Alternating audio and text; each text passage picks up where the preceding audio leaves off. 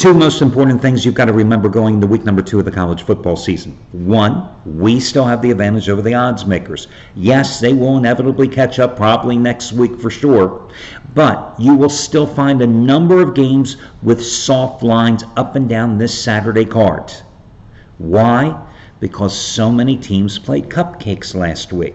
So sure, the odds makers saw them in play. Certainly they are going to adjust the lines accordingly, but they still don't firmly have a grasp on how good or bad teams are because of the inequality in terms of the competition that those teams played last week, and in many cases this week as well. The other thing you have to guard against here when you're evaluating today's card is first week overreactions. I'm just looking at the first game on today's board, for example, and it's not a game that I'm particularly enthused about, but Pittsburgh is hosting Ohio. So you saw Pitt last week. They got totally dismantled at home by Virginia, and they're taking on Ohio. Well, Ohio's not that big of a dog in this game, and Ohio destroyed Rhode Island. But Ohio should have destroyed Rhode Island last week. Meanwhile, Virginia is a good team, and Virginia was playing in revenge, and Virginia took care of business and whacked Pittsburgh last week. But there is a huge discrepancy between the type of athlete that Pittsburgh gets versus what Miami of Ohio gets, what Ohio gets being from a Mid-American Conference school. So when you look at that game and you go, oh man, Ohio's going to be the play, you have to step back and ask yourself, well, are we putting too much stock in the results of that week 1 game for both teams last week because of the quality of competition that Ohio played, Rhode Island, versus what Pittsburgh played, Virginia? So when I handicap the card, when I look at the lines, my first impression is I like so-and-so, and then I step back and I ask myself, well, who did they play? And then I evaluate the strength of the competition. Listen, you always have to look at a big card that way. You have to immediately go down and say, oh, I like this team, this team, this team. Then you have to take that step back and immediately narrow that card. You might like 18 games originally out of a 50-game card. Well, that's way too many, and we know that. You've got to narrow that field down to a collection of maybe 5 or 6 teams. For me personally, then I'm getting down to maybe 3 or 4. That's it. And then I'm narrowing the field. I've got the one best bet. And the rest of the plays, I like to say they're the best of the worst. They're the teams that for one reason or another had a little flaw, a little wart. I like them. I didn't love them. Not loving them enough to put my money on them. Not loving them enough to give them to you as my best bet because they're the games that I personally love. And the rest of them, the games with the little flaws, well, they're the best bets that I'm giving to you as the free plays. They just are a little dinged, a little damaged. That's how you narrow the card down. And as I always like to say, I like to concentrate the most where the odds makers concentrate the least. I'm going to talk about Clemson and Texas A&M today. The marquee games on a Saturday college football card are always the toughest games to win because the lines have been overanalyzed. They are the sharpest numbers on the board. You give me that small game on the card, and that's where you're going to find value 9 times out of 10. So let's get to the complimentary plays. I'm going to run them in reverse chronological order, starting with the midnight game between Hawaii and Oregon State. Let me just remind you, as your welcome back bonus with the NFL, of course, kicking off with Green Bay and Chicago on Thursday night and the full slate of games tomorrow, 27% discount. The second biggest discount of the entire season is available to you today. It's a mix and match coupon, 27PERCENT, which means you can use it for any combination of picks and or packages. The only stipulation, you've got to put everything in your shopping cart at one time to maximize your savings. If you happen to be involved in a long-term package with a particular handicapper, you can use it to extend that package out further. And that means if you have an instant rebate, it is applicable as well. Should you have any questions, you can always contact customer service and they will be happy to assist you. All your other discounts and promos are over on the homepage, including Bob Valentino, who is going for his fifth straight college football winner to start this season. I think it's on North Carolina and Miami, Florida. That's a game I want to touch with a 10-foot pole. I have no idea, But that's not what you're here for. You want to talk about and listen to the games that I do like. Listen, I started the college football seasons by giving you a free winner with Hawaii, a 10.5-point dog, winning outright against Arizona. And guess what? I'm going to come back with Hawaii again, a 6.5-point favorite. 2 weeks to prepare, this time against another Pac-12 team. And this one, of course, Oregon State. Now, Hawaii took Arizona's best shot. And you know that best shot ended with the final play. Khalil Tate, the Arizona quarterback, coming up a yard short of forcing overtime in that game against Hawaii. Arizona, to me, is a better team offensively than Oregon State is. And Khalil Tate had that offense purring in the second half. And Hawaii gave up a ton of yards in that game. Wildcats ran for 178 yards, average 5.6 yards per carry, threw for 361 yards. And guess what? Hawaii still won that game. Well, this Oregon State team, they lost 52-36 at home to Oklahoma State. Their defense allowed 555 total yards, 352 coming on the ground. Now, Hawaii is not going to beat you running the ball. Hawaii, of course, is going to throw that ball in the run-and-shoot offense. But Oklahoma State scored on their first 7 possessions in that game in Corvallis. In Corvallis. Against an Oregon State team, they scored on their first 7 possessions on the road. That's scary. They were 10 for 13 on third downs in that game.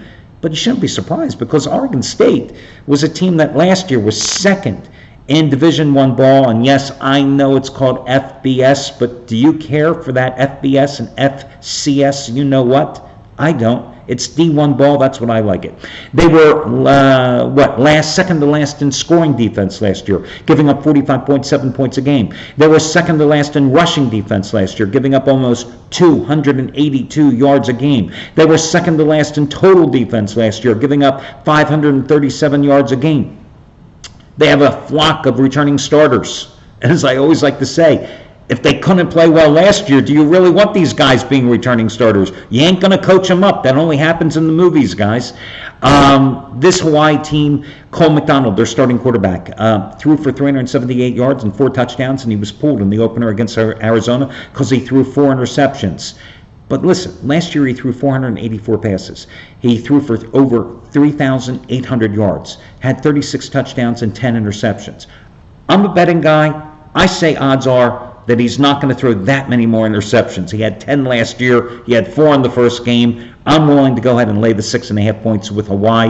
I doubt that this line goes up. If it would, I would go ahead and buy down the half point if that number crosses 7. Also, I think the total's kind of interesting, 77.5 points in this game.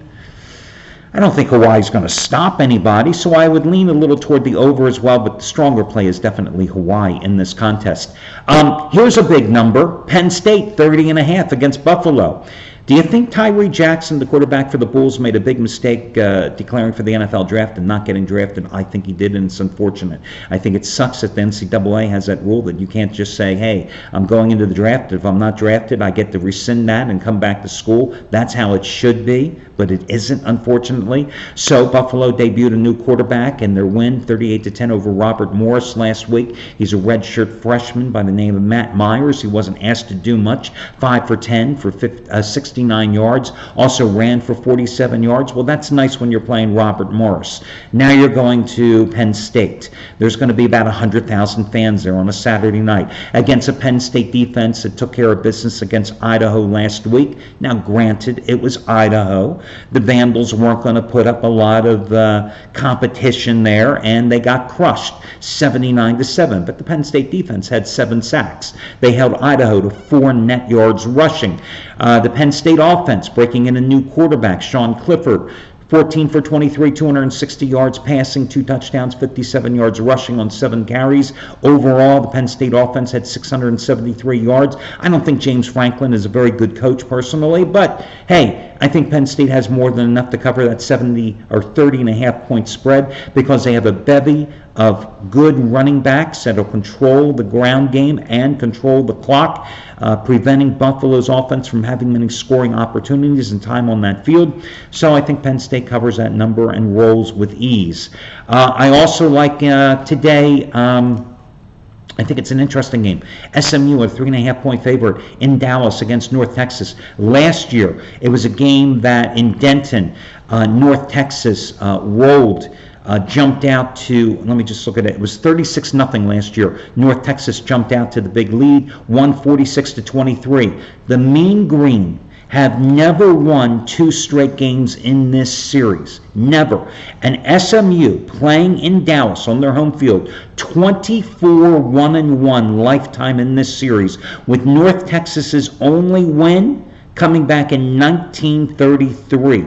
Now, North Texas has a hell of an offense, right? They've got Mason Fine at quarterback. He had 383 yards in last weekend's 51-31 win against Abilene Christian. Big deal. They beat a cupcake. I was more impressed with the way SMU rallied as a road dog. They were getting like 4 points at Arkansas State and got the job done, winning that game 37-30. Why did they win it? Because they've got a quarterback, Shane Buechele, the former Texas quarterback who had that great debut in 2017 as a freshman when he threw for nearly 3,000 yards and 21 touchdowns for the Longhorns, eventually lost his job, transferred, threw the ball 49 times, completed 30 passes in that win at Arkansas State last week. I think SMU wins this game. They're a 3.5-point favorite. I'm buying down the half-point there on the Mustangs. Another selection. Let's talk about Texas A&M and Clemson. Forget about last year's game that Clemson barely won. Kelly Bryant was the starting quarterback. In that game, Trevor Lawrence basically was unproven at that point, came off the bench, played 17 snaps, threw 9 passes. Travis Etienne only carried the ball 8 times for 44 yards. Texas A&M last year had the number 3 run defense in the country, but they lost a lot of their front 7 talent. Clemson, of course, got better last year as the year progressed, but Clemson rebuilding. They lost their entire front 4 to the NFL.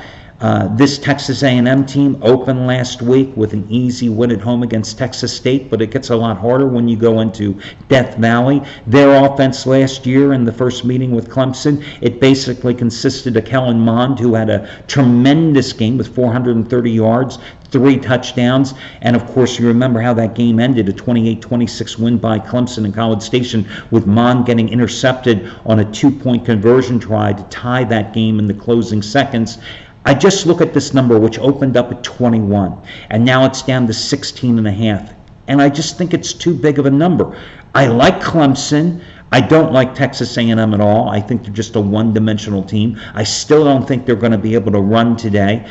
Trevor Lawrence is, what's his name? Jashawn Corbin made his debut last week as the lead back for Texas A&M against Texas State, and he had a good game, 103 yards rushing. Remember last year, their number 1 running back who led the SEC in rushing, Trayvon Williams, who's now with the Cincinnati Bengals, he was limited by Clemson's run defense to just 31 yards on the ground and 17 carries. But again, that Clemson run defense, it's a rebuilt defensive line.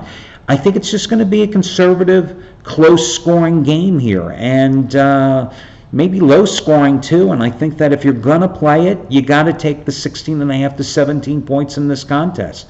So, that's the way I would personally play it. Now, of those plays I just talked about, the top play would definitely be Hawaii. The second play would be Penn State. The third play would be SMU, and the fringe play would be the play on Texas A&M plus the points in that order. I wish you well, guys. I'll talk to you again on Sunday when